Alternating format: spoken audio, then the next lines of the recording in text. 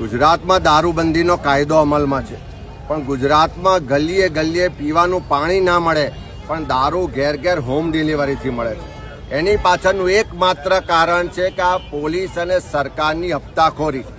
એક બુટલેગર આજે છાતી ઠોકીને એમ કહે છે કે મારો હપ્તો ગાંધીનગર સુધી પહોંચે છે એટલે મને કોઈ બંધ કરાવવાની કોઈનામાં તાકાત નથી.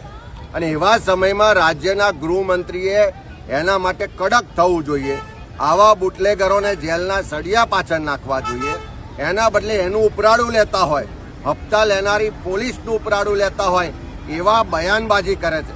મારે માનનીય હર્ષભાઈ સંઘવીને કહેવું છે કે હિન્દુત્વના નામે બનેલી આ ભારતીય જનતા પાર્ટીની સરકારમાં થોડી પણ શરમ હોય તો આ મા અંબાનું ધામ અંબાજી છે, ડાકોર છે, દ્વારકા છે, સારંગપુર છે, ખોડિયારનું ધામ છે, ઉમિયા માતાનું ધામ છે, આ બધી જ જગ્યાએ પવિત્ર જગ્યાઓમાં ખુલ્લેઆમ દારૂ મળે છે, ખુલ્લેઆમ ડ્રગ્સ વેચાય છે.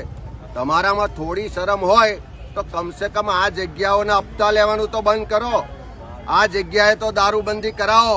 આખા ગુજરાતમાં તો તમે નથી કરાવતા, કારણ કે દર મહિને કરોડો રૂપિયાનો હપ્તો તમને પહોંચે છે.